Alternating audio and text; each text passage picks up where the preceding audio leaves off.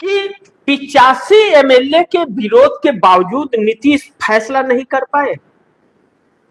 85 में 70 तो विरोध में ही थे ना। दैनिक भास्कर ने 68 विधायकों का लिखा था, तो अब तो 85 विरोध में हो जाए, क्योंकि भाजपा तो किसी को बनाने वाली नहीं है।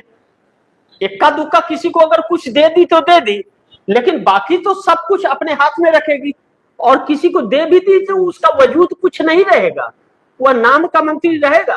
बाकी एकनाथ शिंदे के मंत्रियों के जैसे ही लाज जूता खाते रहेगा और इज्जत से रहेगा, कोई शक नहीं है।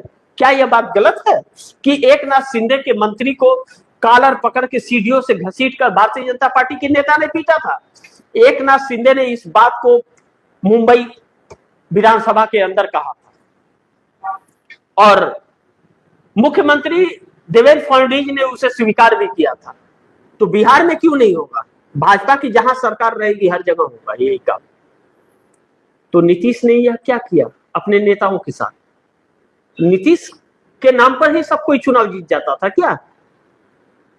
अपने अपने क्षेत्रों में नेता अपना काम करते थे तब तो वोट पाते हैं। तो नेताओं ने बचाने की कोशिश की कि भारतीय जनता पार्टी के हाथ में बिहार न जाए।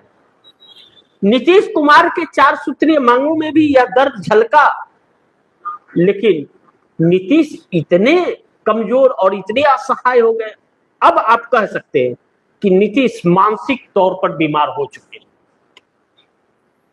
मानसिक तौर पर बीमार हो चुके हैं। बिहार को बेच दिया उन्होंने, गिरवी रख दिया भाजपा के सामने, सरेंडर कर दिया। सिर्फ नरेंद्र ही सरेंडर नहीं है, नीतीश भी सरेंडर है। अब ऐसे में नीतीश को झुकना पड़ा भारतीय जनता पार्टी के सामने।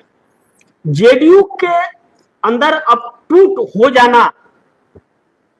जाएगा, यह बात मानी जा रही है। 70 विधायकों का बगावत अभी भी इस वक्त जारी है जब हम लोग लाइव आए, क्योंकि हर नेता जेडीयू का निराश है। नीतीश कुमार से ऐसी उम्मीद नहीं थी। बिहार में बैठक से लेकर के दिल्ली के अंदर कार्यालय तक जेडीयू के विरोध हो रहा था, विधायक और सांसदों का।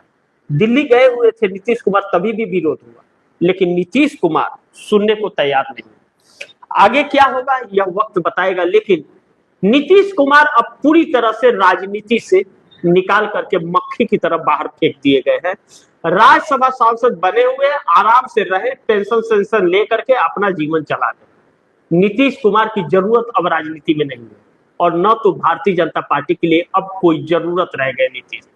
नीतीश की पूरी पार्टी पर भारतीय जनता पार्टी ने कब्जा कर लिया। अब उनके नेता, सांसद और विधायक क्या जेडीयू के साथ रहेंगे या जेडीयू छोड़ करके बाहर चले जाएंगे, यह देखना बड़ी महत्वपूर्ण होगा।